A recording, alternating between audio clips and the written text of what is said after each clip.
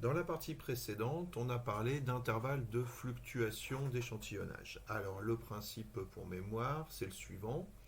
C'est on dispose d'une population et pour cette population, eh bien, on a différents individus qui ont différentes caractéristiques et on connaît la moyenne et l'écart type. M et sigma sont connus. Et puis, dans cette population, eh bien, on va prendre un échantillon. On va prendre un certain nombre d'individus au hasard, donc un échantillon de taille n, qui est connu. D'accord, je prélève n individus au hasard. Et puis, dans cet échantillon, eh bien, je vais m'intéresser donc à la moyenne des individus de cet échantillon que je vais noter x bar.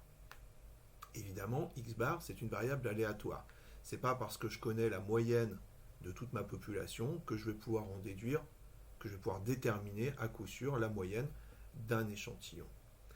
Et on a vu donc dans la partie précédente que cette variable aléatoire x bar, eh bien, elle suit une loi normale de moyenne m et d'écart type sigma sur racine de n.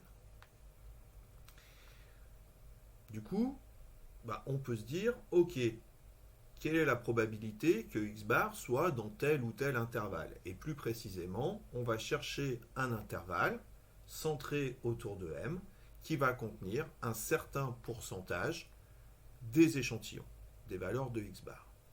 Autrement dit, on va essayer de déterminer un intervalle i. Par exemple, si on veut qu'il y ait 95% des échantillons dans cet intervalle, on parlera de seuil de 95%.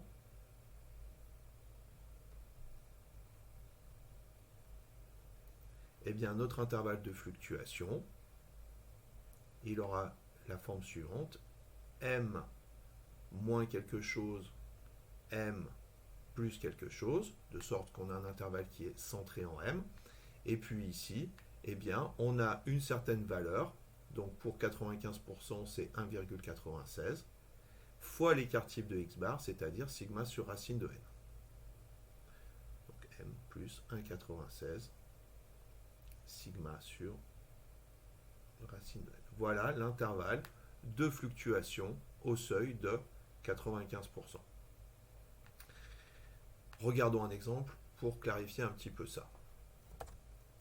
Donc dans l'exemple suivant, ici on nous dit, voilà, lors de la correction d'un examen, l'ensemble des notes a pour moyenne m égale 12 et pour écart type sigma égale 3. Autrement dit, ici, ma population c'est l'ensemble des copies et ce que j'étudie sur mes individus, donc sur ces copies, c'est la note. Et donc ici, si je reprends mon schéma précédent, eh bien on va avoir m égale 12, c'est ça, c'est 12, ouais, et sigma égale 3. Okay. Donc ici, ma variable aléatoire qui a tout échantillon de taille n, alors pardon, on va prendre maintenant un échantillon de taille n égale 100, c'est-à-dire qu'on va prélever 100 copies au hasard dans l'ensemble des copies. Donc ici, j'ai n égale 100. Et donc ma variable aléatoire qui a tout échantillon associé à la moyenne, eh bien, va suivre une loi normale de moyenne m égale 12 et d'écart type sigma sur racine de 100, c'est-à-dire 3 sur racine de 100, 3 dixièmes, c'est-à-dire 0,3.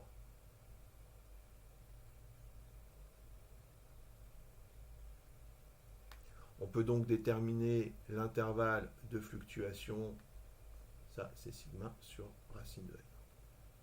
On peut donc déterminer l'intervalle de fluctuation au seuil de 95%, qui va être donc égal à 12 moins 1,96 fois donc sigma sur racine de n ici qui vaut 0,3 et 12 plus 1,96 fois 0,3. Un petit coup de calculatrice et on trouve immédiatement que notre intervalle de fluctuation c'est à peu près 11,4, 12,6.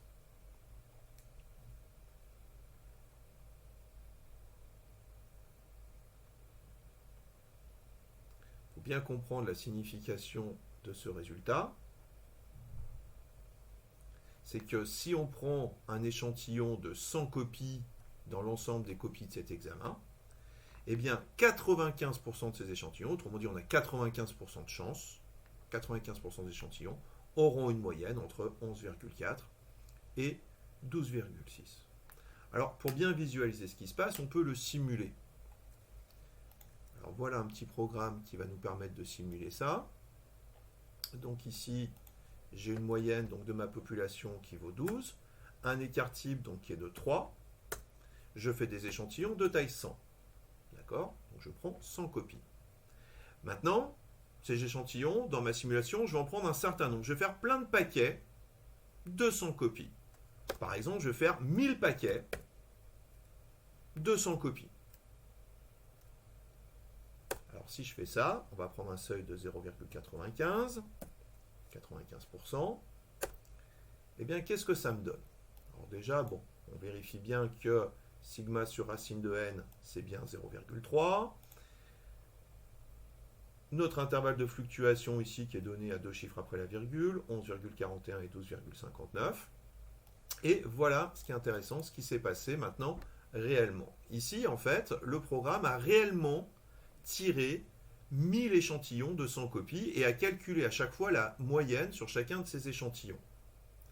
Alors, en pointillé orange, en fait, c'est la répartition théorique qu'on aurait dû avoir si tout se passait bien. Bien sûr, ici, on a des phénomènes de fluctuation d'échantillonnage. Donc, on voit par exemple que là, on a un certain nombre d'échantillons qui ont une moyenne de 11,5.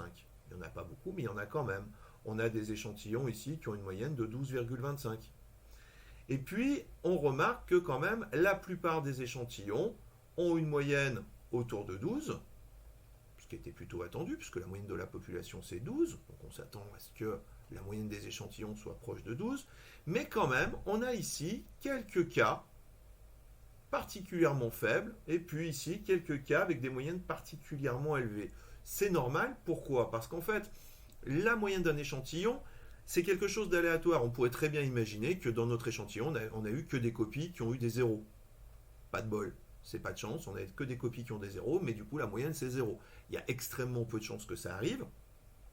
C'est pour ça qu'ici dans cette simulation d'ailleurs c'est pas arrivé.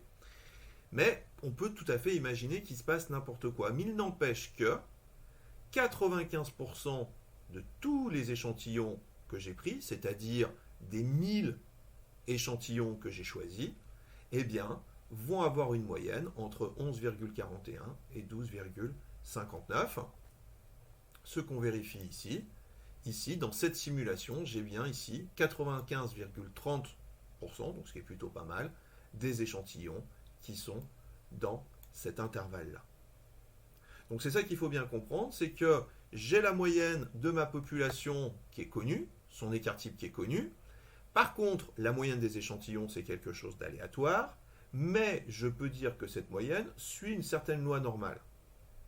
Et donc, à partir de ça, je peux regarder la probabilité que la moyenne d'un échantillon, je peux trouver un intervalle qui va contenir un certain pourcentage de mes échantillons, ici typiquement 95%.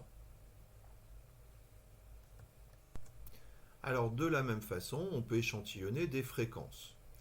Donc, on considère toujours une population, donc constituée d'individus, et puis ces individus, ils présentent un certain caractère dans une certaine proportion P qui est connue. D'accord? Donc par exemple, je ne sais pas, moi 30% de mes individus ont un certain caractère, une proportion P qui est connue. Et puis comme tout à l'heure, eh bien, on va prélever un échantillon de taille n, connu. Et dans cet échantillon, eh bien, on va regarder la fréquence des individus qui présentent ce caractère. Encore une fois, la fréquence ici, ce sera une variable aléatoire qu'on va noter f. Eh bien, on a vu que cette variable aléatoire, elle suit encore une loi normale de moyenne P, la proportion de la population, et d'écart type racine de P1 moins P sur N. Et donc, avec ces données-là, eh bien, on peut, de la même façon que tout à l'heure, déterminer un intervalle de fluctuation à un certain seuil. Par exemple, si on veut un intervalle de fluctuation au seuil de 95%,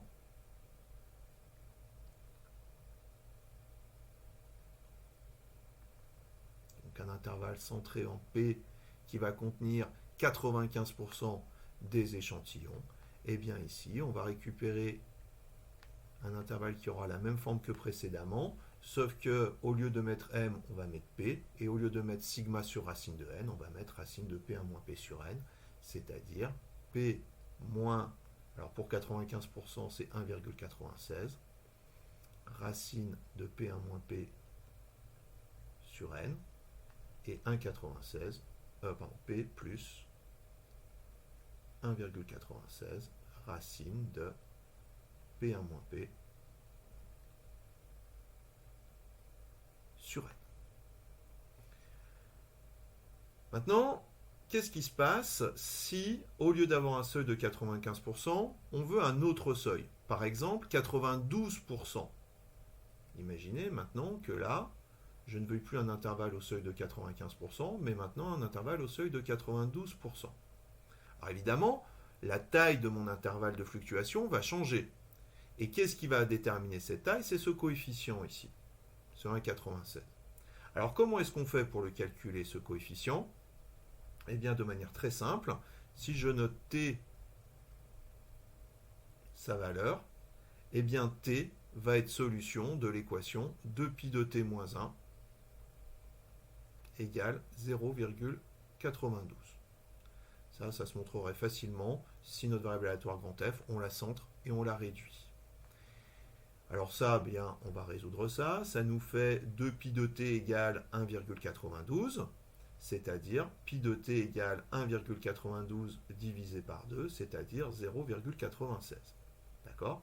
Alors cette fonction pi, c'est celle qu'on a rencontrée avec la loi normale centrée réduite. Donc je veux résoudre pi de t égale 0,96.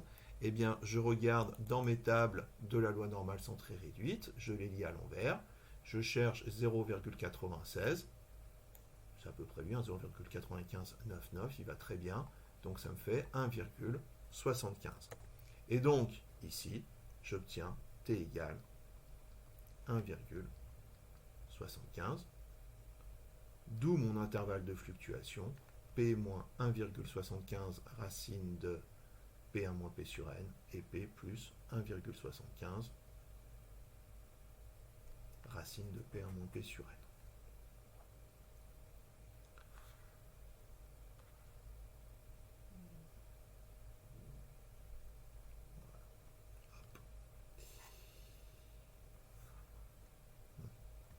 Pardon. C'est pas très grave. On va regarder un exemple.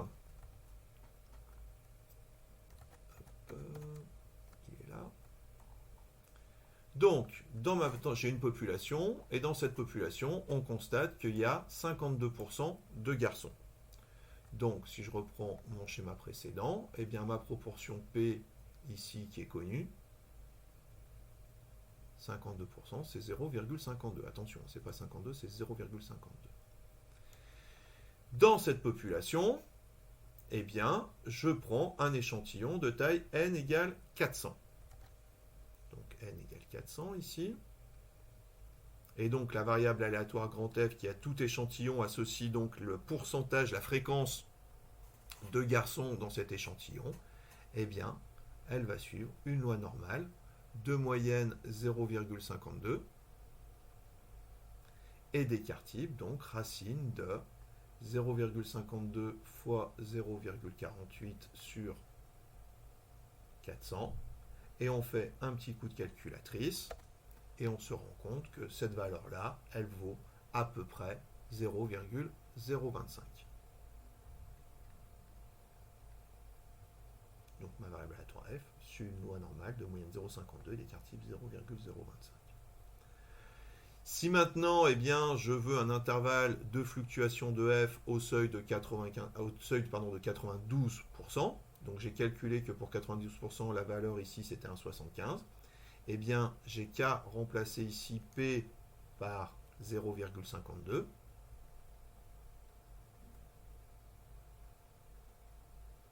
et racine de P1 moins P sur N par 0,025.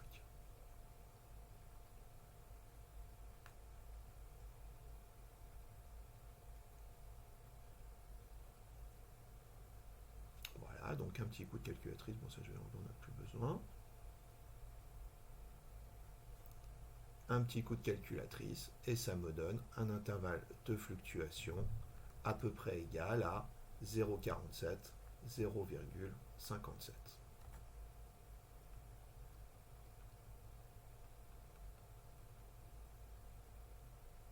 Donc comme tout à l'heure, regardons la simulation. Donc dans ma population, j'ai une proportion de 0,52. Je fais des échantillons de taille 400. Et comme tout à l'heure, eh bien, des échantillons, je vais en prendre plein. D'accord, on peut imaginer ça. On peut imaginer ça de la façon suivante. Je prends un échantillon, je prends un autre échantillon, je prends un autre échantillon, je prends un autre échantillon. Vous voyez, je fais comme ça plein d'échantillons. Et je vais en faire comme tout à l'heure, je vais en faire 1000. Et je vais mesurer à chaque fois le pourcentage de garçons qu'il y a dans chaque échantillon. Le seuil, ici, pour changer, je vais mettre 0,92, ce qu'on a étudié dans l'exemple. Et donc, alors, il commence par me donner donc, les paramètres. Donc, je vois les paramètres, donc racine de P1 moins P sur N, qui vaut ici, là, on dit à 0,02. Bon. Je vois la valeur de T ici de 1,75, que j'ai calculé tout à l'heure. Le 1,60, le T fois racine de P1 moins P sur N, donc ce coefficient-là, qui vaut 0,04. Et donc ici, il me donne un intervalle de fluctuation égal à 0,48, 0,56. Alors, il y a une toute petite incohérence par rapport à ce qu'on a fait là. Pourquoi? Parce que là, mon programme, il m'a arrondi les bornes, alors qu'en fait, quand on a un intervalle de fluctuation, il faut bien faire attention qu'il faut arrondir à l'extérieur. C'est-à-dire que la bande de gauche, on l'arrondit par défaut, et la bande de droite, on l'arrondit par excès. Donc là, ça se trouve, c'était 0,476, et donc on l'arrondit à 0,47 ici dans l'intervalle de fluctuation. Bon, c'est un détail. Donc regardons maintenant ce que ça donne graphiquement. Donc voilà la répartition effective de mes échantillons. Donc encore une fois, en orange, là, c'est la répartition qu'ils auraient si vraiment c'est la répartition de la loi normale qui correspond. Donc encore une fois, je vois que j'ai la plupart de mes échantillons qui sont là autour de 0,52. D'accord, j'ai beaucoup d'échantillons autour de 0,52. Quelques échantillons particulièrement faibles, quelques échantillons particulièrement élevés, exactement comme tout à l'heure. Et puis l'intervalle de fluctuation donc au seuil de 92%, donc 0,48, 0,56. Là où je vais retrouver la plupart de mes échantillons. Et si je regarde maintenant d'un point de vue statistique, eh bien ici, il m'a trouvé 91,3% des échantillons, donc sur les 1000 qui sont dedans, ce qui est pareil, ce qui est plutôt pas mal. J'aurais préféré que ce soit légèrement plus grand que 92, mais c'est de la simulation, on est dans des variables aléatoires, encore une fois. Donc on ne peut pas prédire à l'avance ce qui va se passer.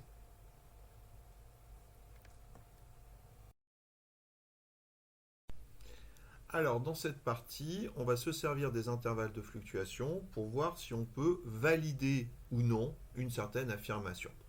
Alors, ce sera plus clair sur un exemple. Voilà ce qu'on nous dit. On a le cahier des charges d'un flacon de sauce tomate stipule qu'il doit contenir en moyenne 780 g de sauce. Donc, on a une machine qui met de la sauce tomate dans des flacons. Et on veut qu'en moyenne, il y ait 780 g de sauce dans ces machines, dans ces flacons, je veux dire. La question, c'est qu'on aimerait bien savoir, est-ce que la machine fonctionne bien? Est-ce que la moyenne des flacons de sauce, c'est bien 280 grammes, sachant que on a tellement de production qu'on ne va pas peser tous les flacons un par un, ça prendrait beaucoup trop de temps. Et donc, ce qu'on va faire, c'est qu'on va voir si cette condition, on va décider si cette condition est remplie à partir d'un échantillon. Donc, les données ici, c'est la moyenne qui vaut 780. Donc, on ne sait pas si elle est vraie ou pas, mais en tout cas, c'est ça dont on cherche à déterminer si c'est vrai ou non. Et puis, on nous donne ici l'écart type, donc 12,5, donc de la masse, de la quantité de sauce tomate qu'il y a dans chaque flacon. Et cet écart type, il est systématiquement donné. On peut l'avoir par exemple par une estimation ponctuelle ou d'autres méthodes. Mais enfin, il est donné, quoi, cet écart type. Donc, en théorie, M doit valoir 780. On veut décider, vraiment, il faut bien comprendre le problème maintenant, c'est qu'on veut décider si on accepte ou pas que M vaut 780.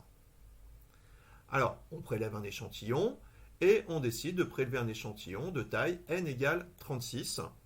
Et sur cet échantillon, on va mesurer vraiment la quantité de sauce qu'il y a sur ces 36 flacons. Et on calcule une moyenne x bar qui est égale à 0,774,7. Alors, évidemment, ce 774,7, c'est pas tout à fait 780. Ça, c'est clair. D'un autre côté, on ne s'attendait pas à avoir pile 780 grammes dans notre échantillon. Encore une fois, on a des phénomènes de fluctuation. Donc la question qu'on va se poser, c'est la suivante. Est-ce que ce 774,7, il est vraiment différent de 780? Ou est-ce que, allez, c'est pas trop mal, en fait, c'est parce que on n'est pas tombé sur 780 pile, parce que, bon, on a des phénomènes de fluctuation d'échantillons, on ne s'attendait pas à obtenir pile 780, c'est pas si mal d'avoir 774,7. Bien, c'est beaucoup trop loin. Voilà la question qu'on va se poser. Et donc, on va essayer de déterminer qu'est-ce que ça veut dire être trop loin de 780 pour un échantillon. Alors, en termes de notation, on va faire ce qu'on appelle un test bilatéral. J'expliquerai ce terme dans un instant. On va poser deux hypothèses. Soit M, il vaut 780. C'est ce qu'on appelle l'hypothèse nulle. C'est l'hypothèse qu'on cherche à tester. D'accord? Si je me mets sous l'hypothèse nulle, M, la moyenne des pots de sauce tomate, c'est 780 grammes. Et puis ici, l'hypothèse alternative, c'est-à-dire qui est celle si on rejette le fait que la moyenne c'est 780, on va apprendre que M est différent de 780, et cette hypothèse, on va la noter H1. Donc H0, c'est l'hypothèse nulle, c'est pour ça qu'on note H0, elle porte ce nom, hypothèse nulle, c'est comme ça, qui est donc M est égal à 780, c'est ce que je cherche à tester, et l'hypothèse alternative, c'est le contraire ici, c'est-à-dire M différent de 780. Donc la question, c'est qu'est-ce que ça veut dire que M est différent de 780? Et l'idée, c'est la suivante. On va se placer sous l'hypothèse nulle, H0, et on va regarder sous cette hypothèse, c'est-à-dire si M vaut vraiment 780, quel est l'intervalle de fluctuation au seuil de 95%. Donc, je vais reprendre ma simulation ici, ce sera plus clair. Donc, une moyenne de 780, un écart type de 12,5. Mes échantillons, ils ont pour taille n égale 36. Et puis, je vais faire 1000 échantillons. Alors, on va mettre un seuil de 0,95. Et voilà ce que j'obtiens là-dessus, sur cette simulation. Et je me rends compte de quelque chose, c'est que, bon, ok, la plupart, il y a beaucoup de pots, il y a beaucoup d'échantillons, pour lesquels la moyenne, ce n'est pas 780. Et pourtant, la moyenne de ma population, c'est 780. Je me suis placé sous l'hypothèse nulle que M égale 780. Mais on voit bien ici que des pots dont la moyenne est exactement égale à 780, en fait, il n'y en a pas tant que ça par rapport à l'ensemble des pots. Et donc, l'idée, c'est la suivante, c'est que je vais prendre mon échantillon, et de deux choses l'une. Soit sa moyenne, elle se situe dans l'intervalle de fluctuation, et à ce moment-là, sous l'hypothèse H0, que M c'est 780, il y avait 95% de chances que ça se produise. Bon, si je suis dans cette zone-là, je vais décider, peut-être je risque de me tromper, mais je vais décider que ma machine est bien réglée, que M c'est 780. D'accord ? Par contre, si je suis à l'extérieur ici, si pour mon échantillon, je suis à l'extérieur, il y a deux possibilités d'interprétation. Soit je peux dire que M c'est 780 et que je suis tombé sur un échantillon pas de bol, un échantillon particulièrement élevé ou particulièrement faible, ça peut arriver. Regardez ici, j'en ai quelques-uns, là j'en ai quelques-uns, c'est pas impossible. Mais d'un autre côté, ce que je peux me dire, ok, c'est que sur un échantillon, la probabilité que je tombe à l'extérieur de cet intervalle, elle est de 5%. Il n'y a que 5% de chance que je sois là ou là, puisqu'il y a 95% de chances d'être au milieu, ici, dans l'intervalle de fluctuation. Et donc, dans ces cas-là, il y a tellement peu de chances que ça arrive que je vais décider, et ça c'est vraiment une décision qu'on prend, qu'on va dire, ok, il y avait trop peu de chances que notre moyenne soit là ou là, bah, il se trouve qu'elle est là-dedans, bon, bah, c'est qu'il y a une erreur quelque part. Je vais décider qu'il y a une erreur, et l'erreur c'est quoi? C'est que M vaut 780. Et donc dans ces cas-là, je vais rejeter M égale 780 et dire non, ma machine n'est pas bien réglée, M ce n'est pas 780. Alors bien sûr, j'ai un risque de me tromper. Je veux dire que peut-être que j'ai 5% de chance de me tromper. Peut-être que M c'était bien 780 et que j'ai eu un échantillon, c'est pas de bol, j'avais 5% de chance de tomber à l'extérieur. Pas de bol, je suis tombé dedans. Mais il y a un moment, il faut bien qu'on décide d'une règle. Donc au risque de se tromper de 5%, c'est-à-dire au seuil de 5% d'erreur, c'est-à-dire de rejeter à tort, eh bien, si je suis à l'extérieur, je vais décider, et c'est vraiment la règle qu'on va se fixer a priori, c'est je vais décider de rejeter l'hypothèse 780. Autrement dit, au seuil de 95%, on parle aussi du seuil de 5% si on parle du seuil d'extérieur, eh bien, être loin de 780, c'est être à l'extérieur, en fait, de cet intervalle. Donc, la première chose à faire, donc on se place sous H0, on va calculer l'intervalle de fluctuation au seuil de 95%. Donc ça, c'est comme on a fait dans la partie précédente. Donc sous l'hypothèse nulle, c'est-à-dire on suppose que M c'est 780, et on se place toujours dans ce calcul-là sous l'hypothèse nulle. Donc on note x bar, la variable aléatoire qui a tout échantillon associe sa moyenne, classique. Donc on a vu tout à l'heure que x bar suit la loi normale de moyenne 780 et 12,5 sur racine de 36, c'est-à-dire sur 6, sigma sur racine de n. On calcule de manière très très simple l'intervalle de fluctuation au seuil de 95%, donc exactement comme tout à l'heure, m moins 1,96 sigma sur racine de n, m plus, oula pardon j'ai fait une petite faute de frappe, 1,96 sigma sur racine de n, on trouve l'intervalle 775,9, 784,1. Autrement dit, si H0 est vrai, sous cette hypothèse H0, la probabilité que mon échantillon il ait une moyenne entre 775,9 et 784,1, c'est à peu près 0,95. 95% de mes échantillons doivent avoir une masse dans cet intervalle. Alors maintenant, la règle de décision, c'est ce que je vous ai dit, c'est que, de deux choses l'une, si vraiment M égale 780, il y a 95% de chances que nos échantillons se trouvent dans cet intervalle-là, plutôt dans cet intervalle-là. De deux choses l'une, soit ma moyenne se trouve dans cet intervalle et à ce moment-là, j'ai aucune raison de rejeter mon affirmation. Donc à ce moment-là, j'accepte H0. C'est complètement cohérent. Mon échantillon, il avait 95% de chance de se trouver dans cet intervalle. Bon, il se trouve dans cet intervalle. Ok, j'ai rien à dire. J'accepte que M c'est 780. Ok, la valeur est un peu différente, mais c'est de la fluctuation d'échantillonnage. Ça ne remet pas en cause le réglage de ma machine. Soit elle ne l'est pas. Soit elle ne l'est pas. Soit ma moyenne est à l'extérieur ici, de cet intervalle. Si M valait vraiment 780, il y aurait 5% de chance que ça se produise. C'est peu. Donc on va décider, et vraiment on va décider, c'est une décision qu'on prend, de rejeter H0. On a un risque de se tromper. Évidemment, encore une fois, on travaille de l'aléatoire, on a toujours un risque de se tromper. Le risque de se tromper ici, il est de 5%. C'est la probabilité d'avoir eu un échantillon, pas de bol. Donc ma règle de décision, c'est la suivante. Si x bar, notez bien, petit x bar, c'est la moyenne statistique mesurée. Grand x bar, c'est la variable aléatoire. Petit x bar, c'est une valeur statistique mesurée sur l'échantillon. Si la moyenne vraiment d'échantillon que j'ai mesuré appartient à l'intervalle, ici, j'accepte H0. Sinon, eh bien je décide, peut-être à tort, mais je décide, en prenant un risque de 5%, de rejeter H0 et d'accepter H1. Donc maintenant, je regarde, j'applique ma règle. Ici, on avait mesuré donc sur nos flacons de sauce une moyenne de 774,7. Donc 774,7, on est ici. Il n'est pas dans l'intervalle de fluctuation. Il y avait très très peu de chances que ça se passe. Et donc du coup, on va rejeter H0 et on va accepter H1, c'est-à-dire qu'on va prévoir que il faut peut-être régler la machine ou changer quelque chose dans notre process. Mais en tout cas, on n'accepte pas, on rejette le fait que la masse moyenne de sauce des flacons, elle soit de 780.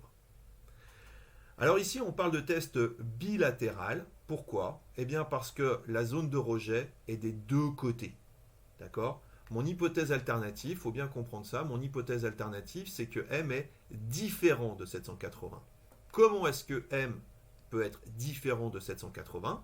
Eh bien, il peut être différent en étant plus petit, vraiment, mais vraiment plus petit, il faut bien comprendre ce que ça veut dire ici, soit en étant plus grand, strictement, que 780. Autrement dit, on va avoir une zone de rejet ici, à gauche, et une zone de rejet à droite. Accepter M égale 780, c'est quand mon échantillon il n'est pas trop loin de 780, donc entre 775,9 et 784,1. Mais rejeter ici, c'est rejeter à gauche parce que c'est vraiment trop petit, ou à droite parce que c'est vraiment trop grand. Voilà pourquoi on parle de test d'hypothèse bilatéral. Deux côtés, bilatéral, deux zones de rejet.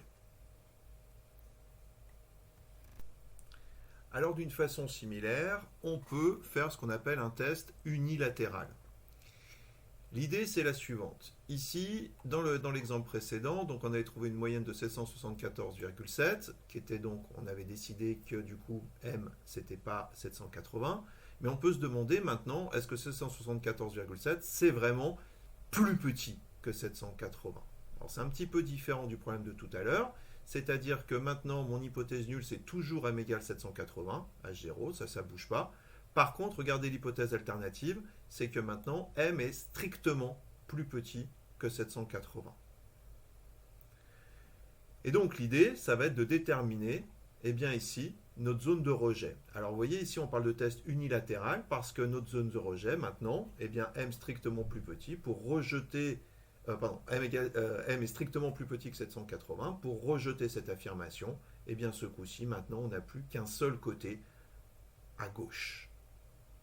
Donc l'idée, ça va être sous l'hypothèse nulle, de déterminer la valeur ici, qui est telle qu'on ait 95% des échantillons qui ont une valeur plus grande que cette valeur-là, qui ont une moyenne plus grande que cette valeur-là. Donc on se place sous l'hypothèse nulle. Et donc, on va chercher la valeur du réel A, telle que la P de x bar plus grand que A est égale à 0,95. D'accord? Donc ici, on va chercher pour que, à droite, la probabilité d'être supérieure ou égale, ce soit 0,95. C'est-à-dire, la probabilité d'être plus petit égale à 0,05. D'accord? En prenant l'événement contraire. Ça se fait très très bien à la calculatrice, il n'y a aucune difficulté, il suffit d'utiliser la fonction inv_norm_cd, donc 0,05, ça me donne justement la valeur pour qu'il y ait 0,05 à gauche, et puis ici, donc les paramètres, l'écart type et la moyenne, donc de ma loi normale. Et la calculatrice me dit, eh bien, ok, cette valeur A, c'est à peu près 776,57. Autrement dit, sous l'hypothèse H0, eh bien, la probabilité que x bar soit supérieur ou égal à 776,57, c'est 0,95. Autrement dit, sous H0, j'ai 95% de mes échantillons qui ont une masse supérieure ou égale à 775,57. Donc la règle de décision maintenant, eh bien, pas de difficulté par rapport à ce qu'on a vu précédemment. Si x bar, donc il est dans cette zone, petit x bar, on accepte H0.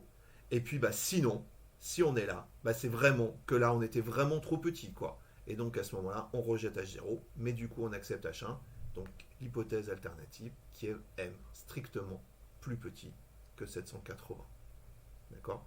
La différence vraiment entre un test bilatéral et un test unilatéral, ça revient vraiment à la forme de la zone de rejet. Est-ce qu'elle est des deux côtés pour un test bilatéral ou d'un seul côté pour un test unilatéral, un seul côté. Et donc, le calcul qu'on va faire va être légèrement différent. Le mieux, c'est de faire un schéma, comme ça, et puis de voir vraiment qu'est-ce qu'on veut, quoi. Est-ce qu'on veut tester que M est vraiment strictement plus petit, ou bien on pourrait avoir aussi une zone de rejet à droite, si notre hypothèse alternative, c'était M strictement plus grand, par exemple. Et donc, la différence, ça va être donc dans l'hypothèse alternative, où c'est plus M différent de 780, mais c'est M strictement plus petit que 780. Donc là, vraiment, on a deux options. Soit il vaut 780, soit il est strictement plus petit. Bon, bah maintenant, on applique notre test. Donc 774, on a un petit x-bar qui vaut donc une moyenne sur notre échantillon de 774,7, qui est strictement plus petit donc que 776,57. On est ici. Conclusion, eh bien on va rejeter H0, on accepte H1, et là on peut dire qu'il y a vraiment moins de 780 grammes de sauce en moyenne dans les flacons de notre production.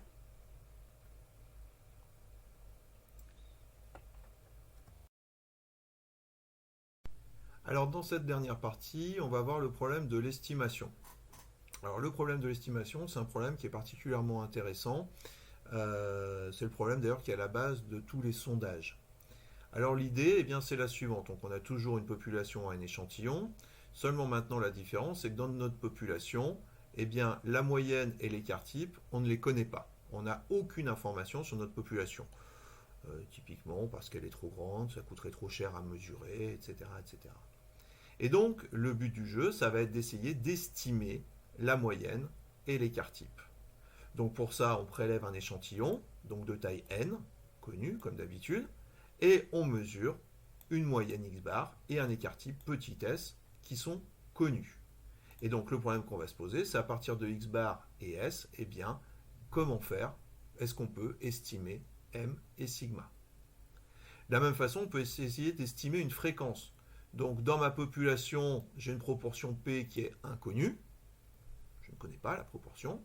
Je prends un échantillon, et sur cet échantillon, je vais mesurer une fréquence petit f, et donc du coup, je vais connaître la fréquence d'un échantillon. Et la question qu'on va se poser, c'est comment estimer la proportion totale, la proportion dans ma population globale. Donc on a deux façons de procéder.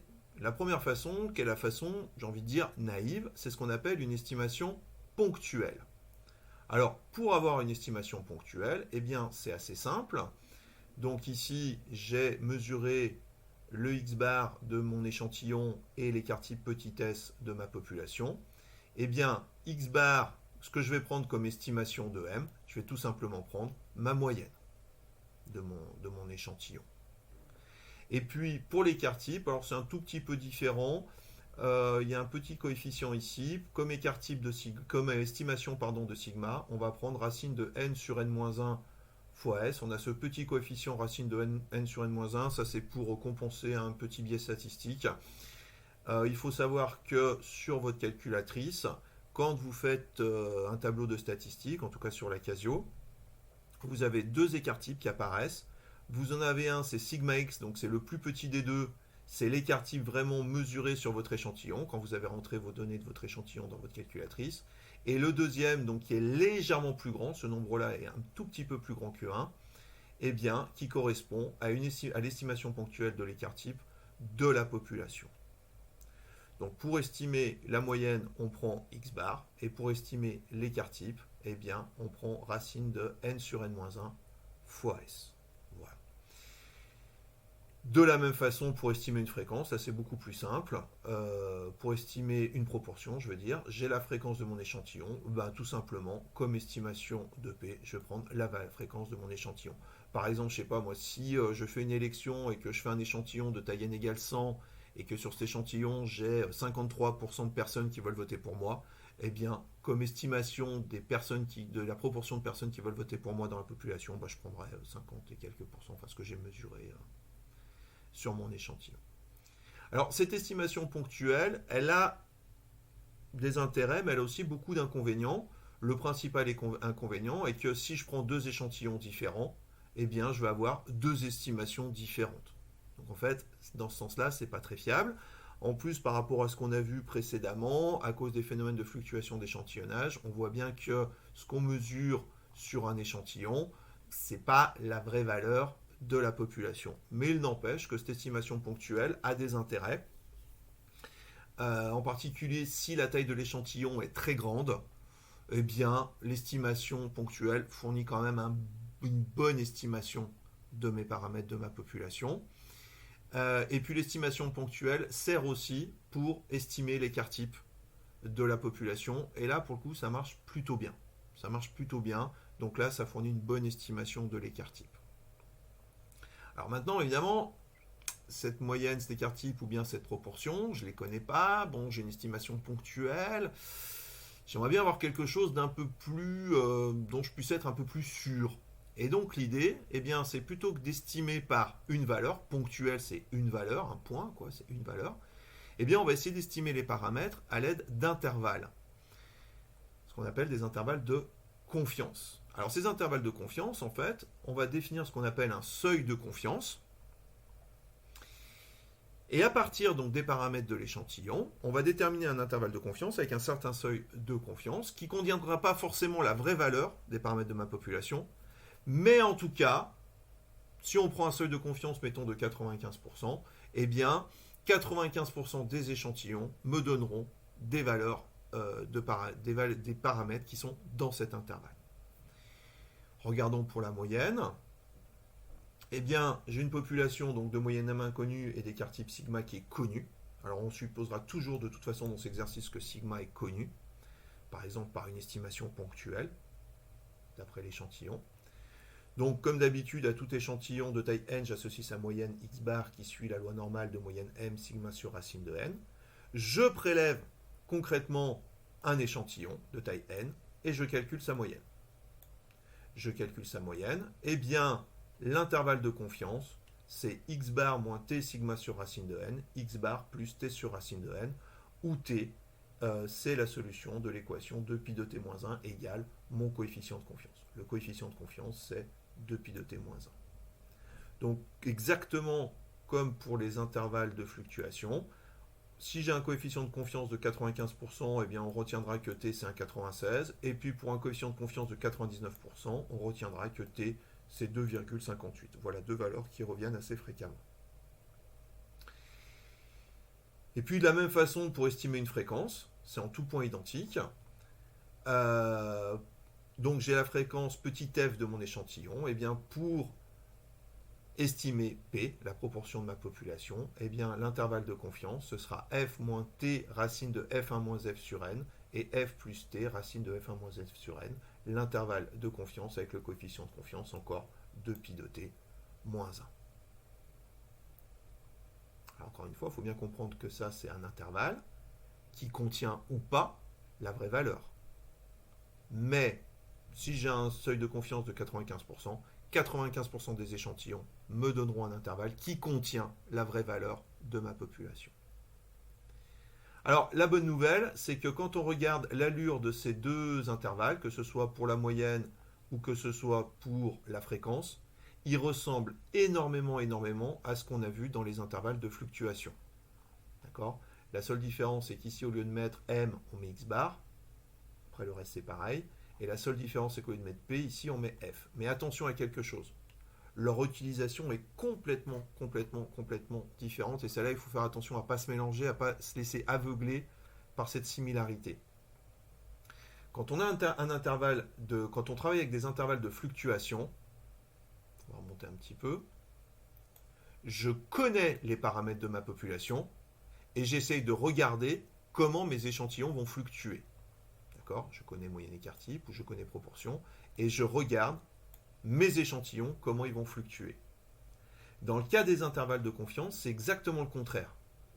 C'est que je pars d'un échantillon connu et à partir de ça, je vais essayer d'estimer les paramètres de ma population. Donc il faut être assez vigilant pour ne pas mélanger en fait les deux notions. Réfléchissez-y bien à ça. Dans un cas, on connaît les paramètres de la population et on regarde comment fluctuent les échantillons. Dans le deuxième cas, dans un intervalle de confiance, on connaît les données statistiques d'un échantillon et on en déduit une estimation des paramètres de la population.